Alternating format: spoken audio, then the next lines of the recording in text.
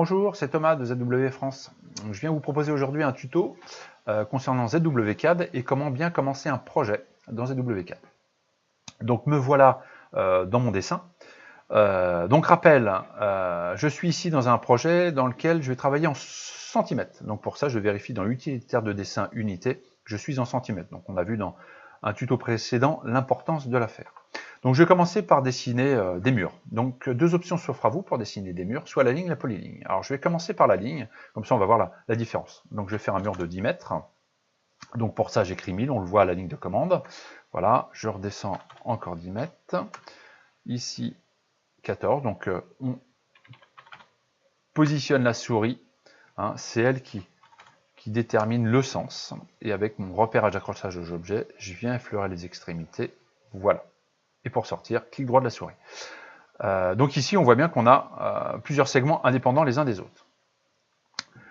À partir de là, si je veux faire l'épaisseur des murs, donc j'ai une commande qui est très pratique, qui est la commande décalée. Donc je vais cliquer dessus. En bas, quand je lis, il me demande de spécifier la distance, donc en centimètres 34. Et je viens tout simplement sélectionner les segments et je clique. Voilà, le segment et le côté à gauche ou à droite, ou au-dessus ou en dessous, en fonction du côté que je veux décoller. Donc qu'est-ce qu'on remarque ici? Il y a pas mal de travaux d'ajustement et de raccord dans les angles. C'est parce que j'ai dessiné une ligne. Donc c'est tout à fait faisable, mais ça va prendre du temps. Donc c'est pour ça qu'une alternative est intéressante, c'est d'utiliser plutôt la polyligne. Et donc là, dans la manière d'utiliser une ligne, une polyligne, c'est exactement la même chose. Hein. Je positionne ma souris, je rentre mes distances, aucune différence dans la manipulation. C'est le résultat qui va changer. Donc voilà, je viens effleurer, c'est exactement pareil. Mais la différence, elle ne va pas être négligeable et surtout au niveau du décalage.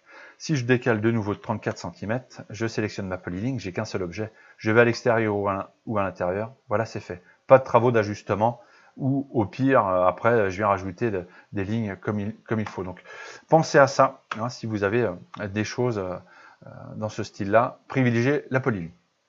Bien, donc je vais continuer avec ma polyligne et je vais venir positionner des cloisons.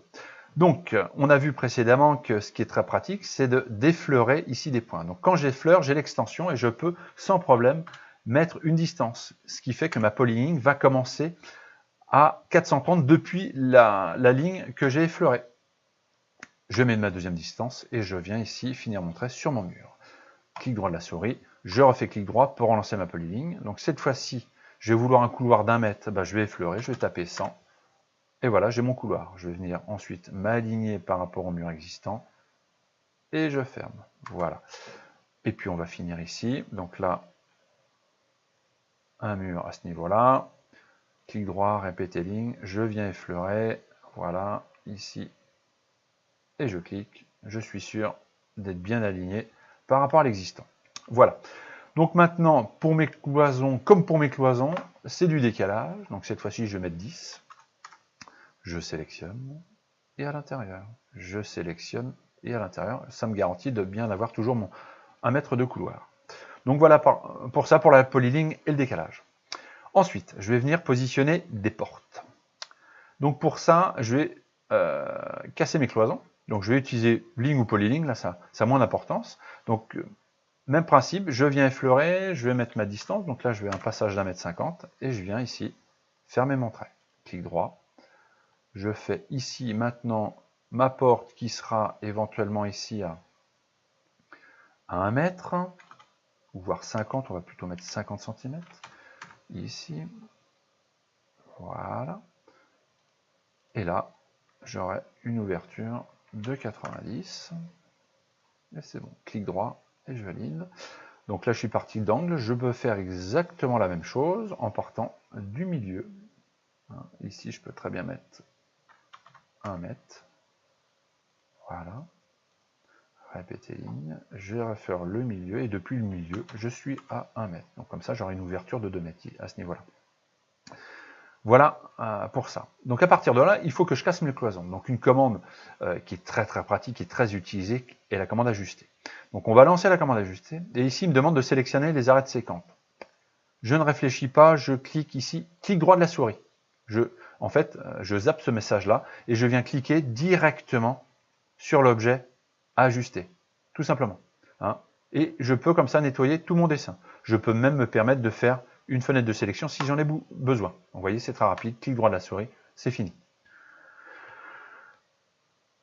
Ensuite, on va venir mettre des éléments à ce niveau-là. Donc on va mettre, avant ça, si je vais mettre une dernière cloison là, donc d'1,50 m, pardon,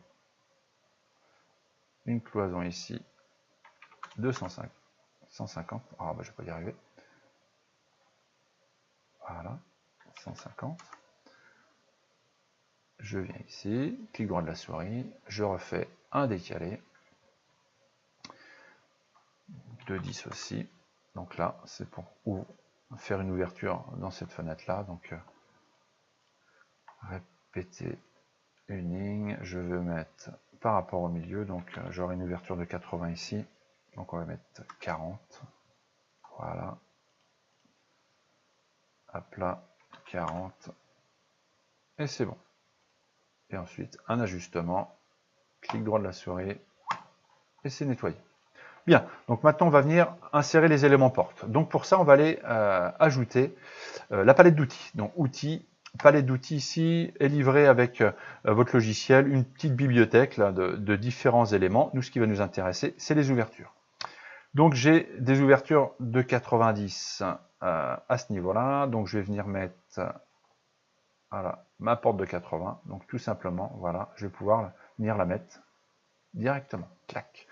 J'ai fait une ouverture un peu plus petite ici, je vais mettre mon 70 directement ici. Voilà, tout simplement. Donc là, j'avais prévu déjà les ouvertures, donc libre à moi aussi de mettre les fenêtres. Et donc ces éléments-là, vous allez pouvoir les traiter exactement comme la ligne. Vous voyez, ma fenêtre ici, je vais pouvoir tout simplement effleurer dans le même principe et mettre ma première fenêtre à 2 mètres, tout simplement. À partir de là, je vais pouvoir en mettre une deuxième depuis la première que j'ai mis. Donc je vais mettre cette fois-ci à 3 mètres. Et voilà. Donc il ne me reste plus qu'à cette fois-ci mettre mon mur ici. Voilà. Tac, clic droit toujours. Je répète ma commande. Voilà. Voilà. C'est bon à ce niveau-là. Voilà. Donc là, vous me voyez travailler d'une certaine manière en lançant les commandes. Il y a plusieurs manières pour lancer les commandes. C'est pour ça que vous voyez vos collègues éventuellement travailler assez rapidement. Donc c'est ce que je vais vous illustrer. Moi, pour l'instant, je lance les commandes en allant chercher les icônes. Donc, autre possibilité. Cette porte-là, je vais vouloir la copier en vue de la positionner ici. Donc, ce qui m'offre comme possibilité, c'est de sélectionner l'élément et de faire un clic droit. Donc je retrouve les commandes de base ici, déplacement, copier, échelle, rotation. Donc j'y vais, je fais une copie de sélection, je prends mon point de base et je viens la positionner ici. De la même manière, ce que je vais pouvoir faire, c'est sélectionner la commande et ensuite aller chercher la commande qui m'intéresse. Donc rotation, un point de base et une rotation avec le polaire, je me mets bien la verticale. Autre possibilité, c'est les raccourcis clavier. Donc vous pouvez très bien sélectionner l'élément et taper D comme déplacement. Vous voyez ici que la commande déplacer est ici. Je clique, double-clic ici. Et à ce moment-là, mon point de base, je le prends et je viens effleurer. À ce niveau-là, je vais mettre à 250. Voilà. À partir de là, même combat, je viens ici, clic droit, répéter ligne. Et là. Voilà pour ça. Donc c'est vraiment libre à vous, la manière où vous êtes plus à l'aise avec la souris ou avec les raccourcis. La liste des raccourcis, on pourra le voir dans un tuto suivant. C'est stocké dans un fichier PGP. Voilà. Donc ensuite, je vais venir copier cette fenêtre-là en vue de la symétriser. Donc là, moi je vais faire mon menu contextuel, copier la sélection. Donc je vais bien prendre comme point de base en vue ici, donc le point, cette fois-ci milieu. Alors pourquoi milieu? Parce que regardez, je vais vous montrer une petite astuce. Je vais le mettre au milieu de la cloison et du mur. Et là, le milieu de cette pièce-là, je ne l'ai pas. Moi, j'ai le milieu du segment ici. Donc ce que vous allez pouvoir faire, c'est un Shift, clic droit de la souris. À ce moment-là, vous avez, en faisant ça, et vous relâchez bien le Shift, vous avez tous les accrochages possibles et imaginables. Et donc là, on va pouvoir prendre le milieu entre deux points. Donc ma fenêtre, je veux qu'il soit entre le milieu de ça et de ça. Elle est positionnée. Il ne me reste plus qu'à la symétriser. Donc pour ça, la commande, à ce niveau-là, ça va être le miroir que vous allez retrouver, pardon, ici, miroir. Donc là, je vais prendre, attention au trade axe, hein. Ça c'est mon point fixe, donc je veux qu'il tourne autour de ce point-là, et je vais chercher l'autre point. Il me pose une dernière question en bas, effacer les jeux pièces source, oui, donc je réponds au entrée. Voilà, c'est positionné. Je viens ensuite, voilà, ici, et je répète mes commandes, voilà. Donc voilà, hein, pour ce petit tuto qui nous a résumé quelques commandes de dessin, de modification, d'ajustement et de décalage. C'est vraiment les commandes que vous utilisez systématiquement, quoi que vous fassiez. Voilà pour ça, merci, au revoir.